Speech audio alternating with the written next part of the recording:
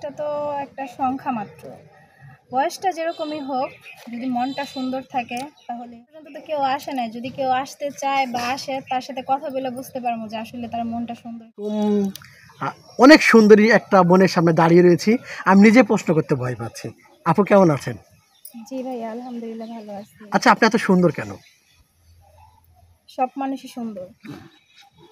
মনটা সুন্দর হতে হবে, তাই না আপু? আচ্ছা, আপনাকে অনেক সুন্দর লাগছে। সাজুগুজু কে করেছেন বা কিভাবে করছেন? সাজুগুজু করছি আপনাদের মাধ্যমে। আমাদের মাধ্যমে, তাই না? আপনি একটা নর্মাল থ্রি পিস পরে আমাদের এখানে এসেছিলেন। নর্মাল থ্রি পিস না ভাইয়া, আমি একটা গজ কাপড়ের জামা পরে আসছিলাম আপনাদের গজ এখানে। কাপড় আমি তো বুঝি না, তবে আমাদের অফিসের এটা পরিয়ে দিচ্ছে আমাদের মেকআপ আর্টিস্ট, তাই না? জি। আচ্ছা আপু, আপনার নাম, কোথা থেকে এসেছেন? আমার নাম সোমা। সোমা। আমি গাজীপুর থেকে আসছি। আমার home district Mymensingh. Home district Mymensingh. আপনার জি। বয়স কত? আমার রানিং 23 বছর। 23 বছর রানিং।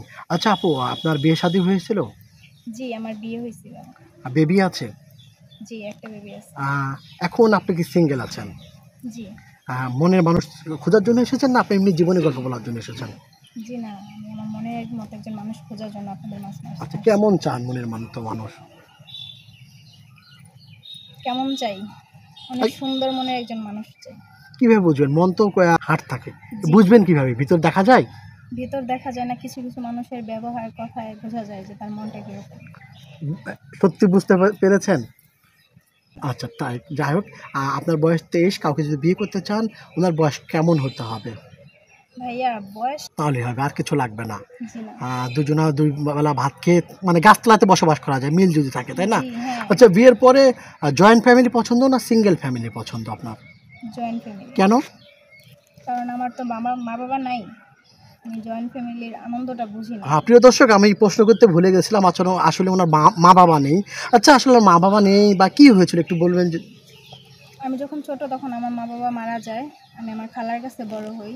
তো ওনাদের ফ্যামিলিটা জয়েন্ট ফ্যামিলি তো অনেক সুন্দর। আচ্ছা, কিভাবে মারা গিয়েছিলেন?